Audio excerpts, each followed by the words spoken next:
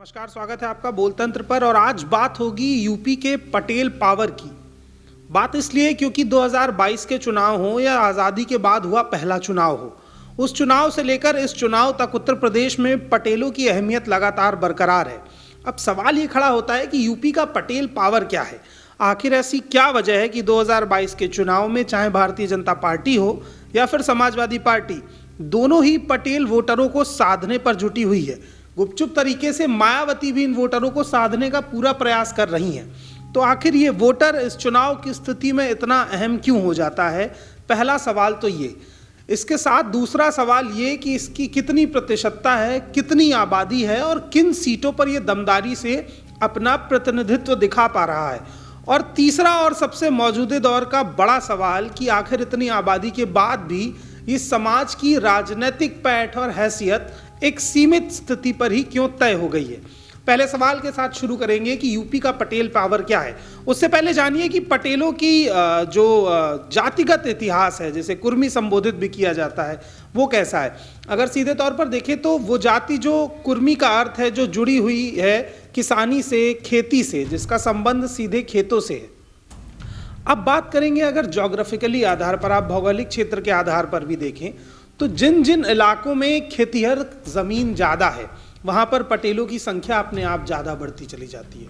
उत्तर प्रदेश को भी अगर आप अध्ययन करेंगे तो शहरी इलाकों की तुलना में जो ग्रामीण इलाके हैं, जहाँ की आबादी ग्रामीण है, जहाँ खेती के पेशे पर ज़्यादा लोग निर्भर हैं, वो सब क्षेत्रों में कुर्मी और पटेलों की संख्या अधिक है। अब एक सवाल खड़ा होता है कि लगभग जब आप देख रहे हैं कि 70 से 80 ऐसी सीटें हैं विधानसभा की जहां कुर्मी मतदाता इस स्थिति में है कि वो अगर पूर्णता मतदान करता है, 1931 का जो कास्ट सेंसस है, जिसके आधार पर आप हर वर्ष हुई वृद्धि के आधार पर जो आप जातीय आंकड़े निकालते हैं, तो वो इस स्थिति में है कि अगर पूरा कुर्मी मतदाता अपनी विधानसभा पे मतदान करता है किसी एक व्यक्ति को, तो वो जीतने की स्थिति में खड़ा है। अब दूसरा सवाल खड़ा होता है कि अगर इतने पटेल समाज इतना बहुतायत में, इतनी ज़्यादा संख्या में मौजूद है, तो फिर इतने नेता क्यों नहीं हैं, बड़ी पार्टियों का प्रतिनिधित्व क्यों नहीं है, आखिर छोटे नाम ही चर्चा में क्यों आते हैं।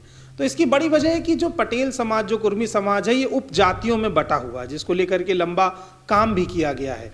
लगभग 17 से 18 उपजातियां हैं जिनमें कुर्मी और पटेल समाज बटा हुआ है। इन उपजातियों में अंतरजातीय विवाह का भी स्कोप नहीं था लंबे समय तक। तो इस वजह से जो पाटीदार समाज था, जो पटेल समाज था, जो कुर्मी समाज था, जो वर्मा हैं, जो काछी है, जो कहार हैं, ये तमाम लोग छोटे छोटे समुदायों में बटे हुए थे। लेकिन 1985 के आसपास मंडल कमीशन आता है और स्थितियां बदलती हैं। आप देखिए कि देश की आज़ादी की बात करें या आज़ादी के बाद से 20 साल तक इस देश को नया स्वरूप देने की बात करें, सरदार पटेल वहाँ भी मौजूद थे और पटेल समाज वहाँ भी अपना प्रतिनिधित्व दिखा रहा था। इसके बाद जब 1985 का दौर आता है और ये कमीशन की रिपोर्ट्स लागू होती हैं, तो पटेलों को सामाजिक और कुर्मियों को सामाजिक हैसियत के आधार पर कुछ अधिकार तो मिलते हैं, लेकिन जो राजनीतिक वर्चस्व की लड़ाई है वो वहाँ से शुरू होती है। फिर आप उस दौर को अगर बारीकी से अध्ययन करते हैं तो 95 में डॉक्टर सोनीलाल पटेल अपना दल का गठन करते हैं, वहाँ से कुर्मी राजनीति का उत्तर प्रदेश में उदय होता है। इसके साथ साथ आप देख रहे हैं कि देश के तमाम वो राज्य जिनमें हिंदी भाषा बेहतरी से बोली जाती है और जो उत्तर प्रदेश से सटे हैं, उनके भीतर भी उसी दौर में कुर्मी राजनीति का उदय होता है। चाहे आप वो बिहार को देखें, चाहे आप गुजरात को देखते हैं, आप राजस्थान को देखते हैं, मध्य प्रदेश को देखते हैं, इन सभी राज्यों में जब ये राजनीतिक उदय होता है तो उसके बाद 1990 का वो उदय, जब राजनीति अपनी परिभाषाएं और अपने काम करने के तरीके बदल रही थी, जो तमाम पिछड़े तबके के लोग थे जिन्होंने लंबे समय तक जातिगत संघर्ष देखा और छुआछूत को झेला, वो अब इस चीज़ से उबर रहे थे। सामाजिक न्याय की बात शुरू हो गई थी। कांशीराम भी अपने उस आंदोलन को, जो जातिगत भेद मिटाने के लिए चल रहा था, उस पर जोर दे रहे थे। तो कहीं ना कहीं जो ओबीसी समुदाय था वो पूरा एकजुट हो रहा था, जो बहुजन समाज था वो एकजुट हो रहा था। 1990 का वो दौर चलता है, धीरे धीरे आज 2022 के चुनाव का दौर है और स्थितियां आज भी वहीं पर है। आज भी बात सामाजिक न्याय की हो रही है, लेकिन रिपोर्ट्स जो मैं आपको पढ़ के सुनाऊंगा, जो आंकड़े मैं आपको बताऊंगा, वो आपको ये बात महसूस कराएंगे कि आखिर यूपी का कुर्मी पावर कितना है। हम इलाहाबाद की बात करते हैं। इलाहाबाद के अंदर 9 सीटें हैं। प्रतापपुर में 60,000 के आसपास कुर्मी है, सोराव में 65,000 से 70,000 के आसपास कुर्मी है। इन आंकड़ों को ध्यान से सुनिए, इसलिए क्योंकि ये आपको आपकी राजनीतिक हैसियत और आपकी राजनीतिक पैठ का ज्ञान भी कराएंगे। शहर पश्चिमी में लगभग 50,000 के आसपास कुर्मी है, फाफा मऊ में 60,000 के आसपास कुर्मी है, करछना में 85 से 90,000 के आसपास कुर्मी है, मेजा में 50,000 कुर्मी है और कोराव में 35 से 40,000 कुर्मी है। अब मैं पूरे इलाहाबाद को अगर जोड़ता हूं तो आप औसतन देखें तो 4.5 लाख से 5 लाख कुर्मी केवल इलाहाबाद में है, जिसका नाम बदल के प्रयागराज किया गया। अब सवाल ये खड़ा होता है कि जिस विधानसभा में 60 से 70,000 कुर्मी वोटर है, उस विधानसभा में अगर पिछड़े समाज के नाम पर वोट पड़ता है तो इस वोट प्रतिशत में यादव समाज जुड़ता है, मुस्लिम समाज जुड़ता है, अन्य पिछड़ा समाज भी जुड़ता है। तो इससे इसका प्रतिशत जो लगभग 30 बन रहा है वो चला जाता है 50। अब मैं आपको दूसरी सीट पे ले सकता हूं, प्रतापगढ़ में बात करते हैं तो कुंडा में 80,000 से अधिक कुर्मी है, जहां राजा भैया का प्रतिनिधित्व है और वो लंबे समय से अपनी सत्ता बनाए हुए हैं। विश्वनाथगंज में 60,000 कुर्मी है, रानीगंज में 40,000, बाबागंज में 50,000, सदर प्रतापगढ़ में 55,000 से 60,000 कुर्मी है, पट्टी में 60 से 65,000 कुर्मी है, रामपुर खास में 70 से 75,000 कुर्मी है। अब इस आंकड़े को फिर जोड़ते हैं तो लगभग 3.5 से 4 लाख कुर्मी प्रतापगढ़ में भी मौजूद है। अब जरा अध्ययन करते हुए देखिए कि आप हर इन 2 सीटों की जिनकी अभी मैंने चर्चा की, इलाहाबाद और प्रतापगढ़, इन सभी विधानसभा सीटों पर कुर्मी अकेले चुनाव जीतने की हैसियत में खड़ा है। अगर इन लोकसभा सीटों के अध्ययन के आधार पर भी बात करें तो 3.5 से 4 लाख वोट अगर किसी को पड़ता है तो सांसदी का चुनाव भी जीतता है। तो इन 2 जगहों पर आपने इस स्थिति को समझा। अब मैं आपको लेके चलता हूं कौशाम्बी, सिराथू, चायल और मंजनपुर। इन सभी सीटों पर कुर्मी मतदाता 40,000 से अधिक हैं। तो औसतन यहां भी 1.5 लाख से 2 लाख कुर्मी वर्तमान स्थिति में कहीं ना कहीं मौजूद है। अब मैं ले चलता हूं आपको फतेहपुर, जहां जहानाबाद में 60,000 कुर्मी है, बिंदकी में 53,000 से लेकर 60,000 तक कुर्मी है, खागा में 60 से 65,000 कुर्मी है, फतेहपुर सदर में 10 से 12,000 कुर्मी है, हुसैनगंज में भी 10,000 12,000 कुर्मी है और अयाज शाह में भी 15 से 20,000 कुर्मी है। इसका भी अध्ययन करते हैं तो ये आंकड़ा भी 2 लाख से ऊपर पहुंचता है। ये सीट भी मजबूत स्थिति में है। अब बांदा चलते हैं तो बांदा में बबेरू, नरैनी, तिंदवारी, इन सभी जगह पर प्रतिशत 45,000 से ऊपर है। तो फिर आप 1.5 लाख के फिगर को और क्रॉस कर जाते हैं, जहां आप 1,60,000 1,70,000 की पुख्ता आबादी के तौर पर मौजूद है। इसके बाद आप आते हैं चित्रकूट, तो वहां करवी और मऊरानीगंज में भी यही रेशियो है, 50,000 के आसपास दोनों जगह हैं। तो चित्रकूट जैसी जगह पर भी लगभग 1 से 1.5 लाख के फिगर में आप खड़े हैं। गोंडा में हम पहुंचते हैं तो गोंडा में महनौन, गोंडा, मनिकापुर, गौरा, इन सभी जगह पे एक जगह जो महनौन है वहाँ 60,000 कुर्मी है, गोंडा में 50,000 हैं, मनिकापुर में 40,000 हैं और गौरा में 65,000 है। तो आपका आंकड़ा फिर से 2 लाख के पास पहुंचता है। मैंने आपसे अभी बात की गिनी चुनी इलाहाबाद, प्रतापगढ़, कौशाम्बी, फतेहपुर, बांदा, चित्रकूट और गोंडा की। इन सभी जगह की अगर आप विधानसभा सीटों का अध्ययन करें तो अगर औसतन निकाल दें तो 1 या 2 विधानसभा सीट हर जगह से छोड़ दें तो बाकी बची 3 या 4 सीटों पर या 5 सीटों पर, जैसे इलाहाबाद में 9 सीटें हैं, वहां 8 सीटों पर कुर्मी वोटर का प्रतिशत इतना है कि वो पूरे चुनाव के रुख को मोड़ सकता है। मेरी बात का मतलब समझिए, मैं आपको ये समझाने का प्रयास कर रहा हूं कि आप अकेले चुनाव जीतने की शक्ति में तो मौजूद हैं, लेकिन आपके वोट में भी बंटवारा है। लेकिन अगर ये वोट किसी एक पक्ष में मोबिलाइज होता है तो वो पूरे चुनाव का परिणाम बदल सकता है।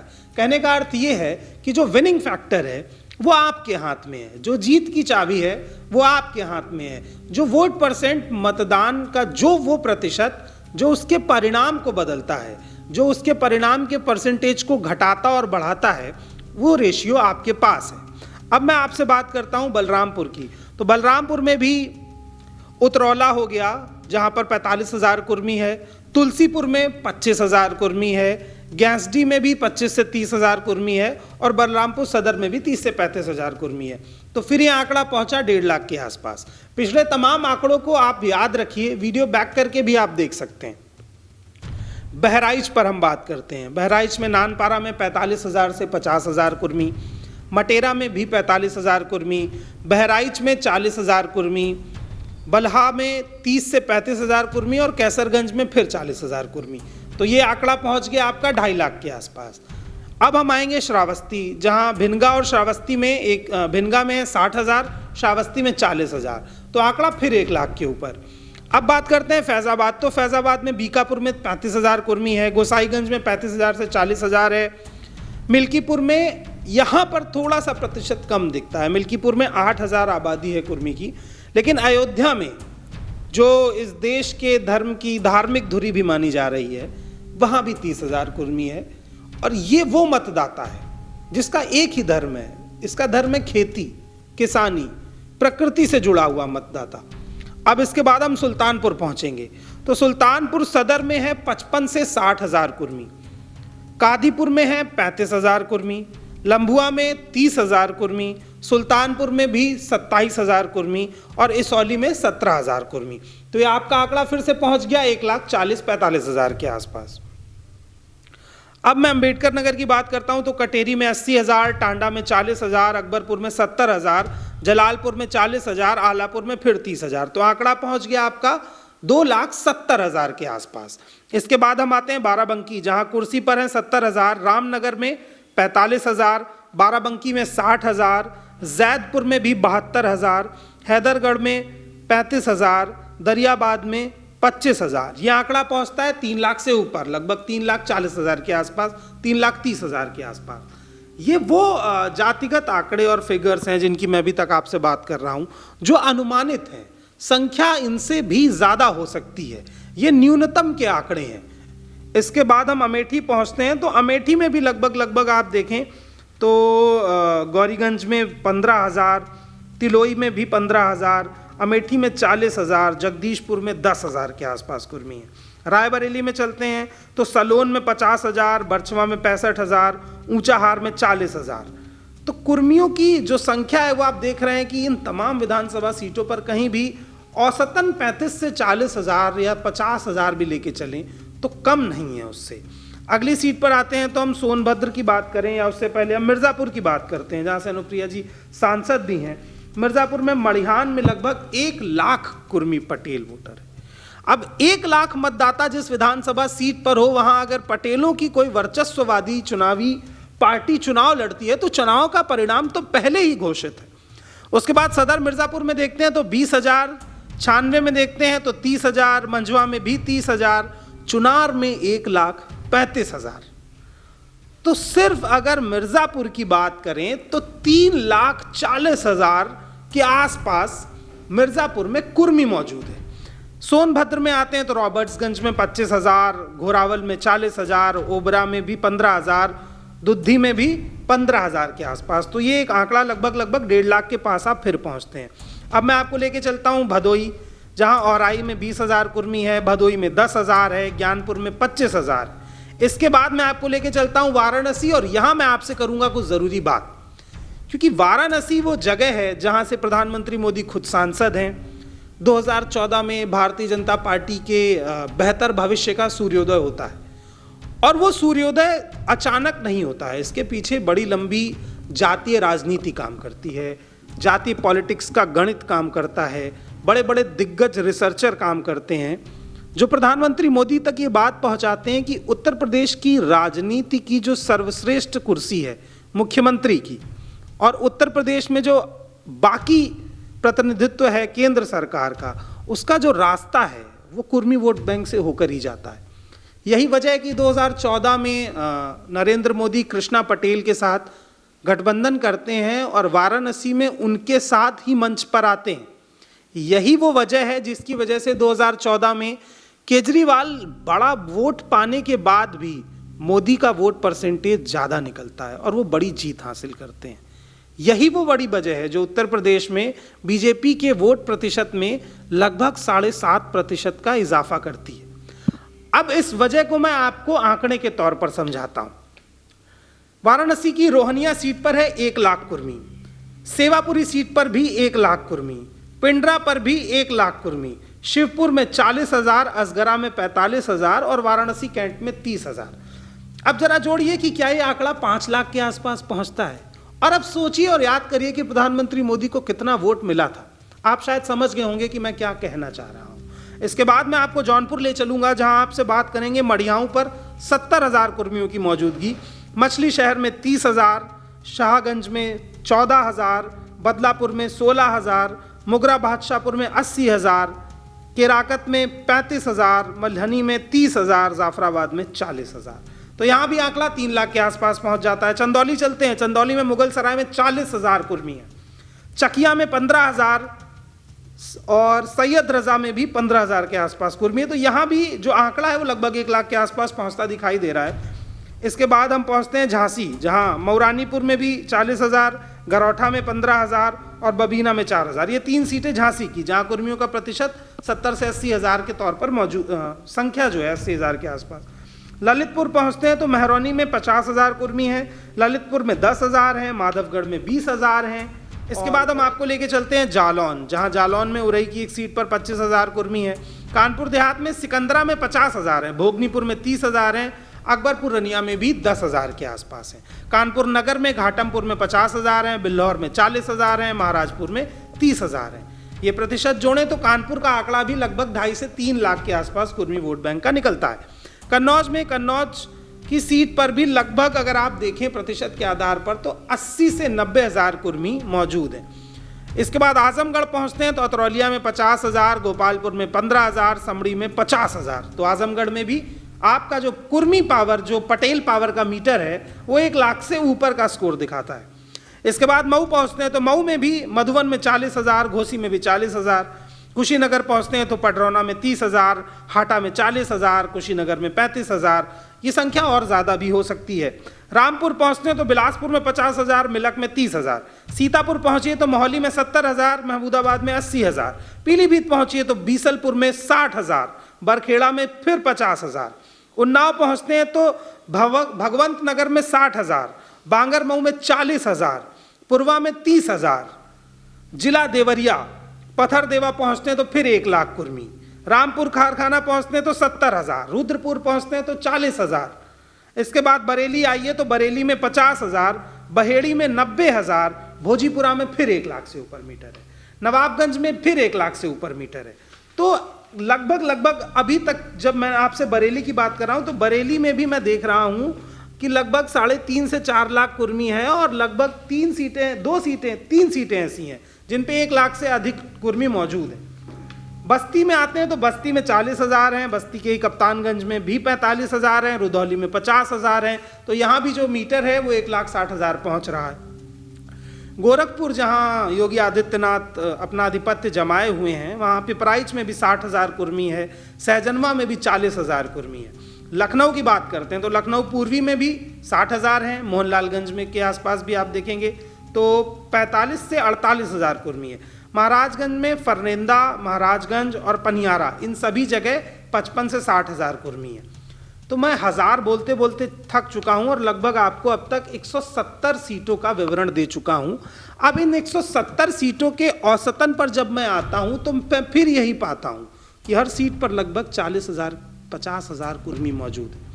इन 153 सीटों में से लगभग 16 सीटें ऐसी हैं जिन पर कुर्मी 1 लाख से ज़्यादा मौजूद है। इनमें से लगभग 50 सीटें ऐसी हैं जिनमें कुर्मी 55 से 70,000 के रेशियो में।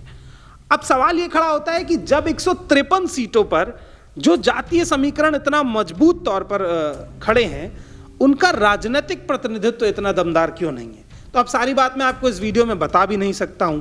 फिलहाल इस वीडियो में मैं आपको यही समझाना चाहता था कि यूपी का जो कुर्मी पावर है, जो पटेल पावर है, वो लगभग 153 से 170 सीटों पर इस मजबूत स्थिति में खड़ा है कि वो किसी भी पार्टी को जिताने, हराने और चुनावी समीकरण बदलने की हैसियत रखता है। इसके बाद के एपिसोड में मैं आपको बताऊंगा कि इतनी दमदार सीटों की संख्या, बड़े प्रतिनिधित्व होने के बाद भी आखिर उत्तर प्रदेश की राजनीति में क्यों पिछड़ा पटेल समाज। अगले वीडियो में हम बात करेंगे कि जो समाज आज़ादी के समय से क्रांति के दौर से इस देश की आज़ादी के लिए लड़ रहा था, राजनीतिक सत्ता में भी लंबे समय तक मौजूद रहा, मगर उसको अपने जातिगत सम्मान और राजनीतिक सम्मान पूरी तरह से क्यों नहीं मिल पाए? आखिर वो क्या कारण रहे जिसकी वजह से कुर्मी अभी तक उत्तर प्रदेश को अपना मुख्यमंत्री नहीं दे पाए? फिलहाल इन सभी सीटों पर मेरे इस वीडियो के खत्म होने के बाद एक बार फिर से गौर करिएगा और जानने का प्रयास करिएगा कि जो आबादी इन सभी सीटों पर, जो प्रतिशत इन सभी सीटों पर पटेलों का है, उसके बाद भी पटेलों की एकता क्यों नहीं बनती है? इन 153 से लेकर 70 सीटों पर जिन पर आपने मैंने ब्यौरा दिया, इन पर यह भी देखिएगा कि भारतीय जनता पार्टी ज़्यादातर सीटें जीती है, लेकिन इस बार बात उस जैसी नहीं होने वाली है, क्योंकि पिछड़ों का ये वोट अब गठबंधन में दूसरे खेमे की तरफ जाता हुआ दिख रहा है। पिछले 2 हफ्तों में अगर समीकरण बदलने की बात करें तो तमाम मीडिया संस्थान के सर्वे भी ये बात बताते हैं कि जो मीटर पहले योगी आदित्यनाथ की तरफ झुका हुआ था, उसकी सुई अब अखिलेश की तरफ घूमती जा रही है। फिलहाल हम किसी के हारने या जीतने का दावा नहीं कर रहे हैं, मगर ये बात आपको ज़रूर समझा रहे हैं कि 2022 में जीत और हार का जो भी निशान होगा, उसको तय करने की स्थिति में यही 17% कुर्मी वोटर है, जो लगभग 153 सीटों के रुख बदलेगा। बाकी अपडेट्स के लिए और पिछले समाज की खबरों के लिए चैनल को सब्सक्राइब कीजिए, बेल आइकन दबाइए और हर पिछड़े समाज के व्यक्ति तक, हर कुर्मी समाज के व्यक्ति तक ये वीडियो पहुंचाकर बताने का काम करिए कि उसका जनसंख्या प्रतिनिधित्व, उसकी राजनीतिक हैसियत और उसका सामाजिक जो दबदबा है वो किस स्थिति पर मौजूद है। बोलतंत्र के साथ जुड़े रहिए, हमें देखते रहिए और बाकी जानकारियां हमारे साथ साझा करते रहिए। अगले वीडियो में आपसे मिलते हैं कुर्मी समाज के मुख्यमंत्री ना बनने पाने की बड़ी वजह के साथ।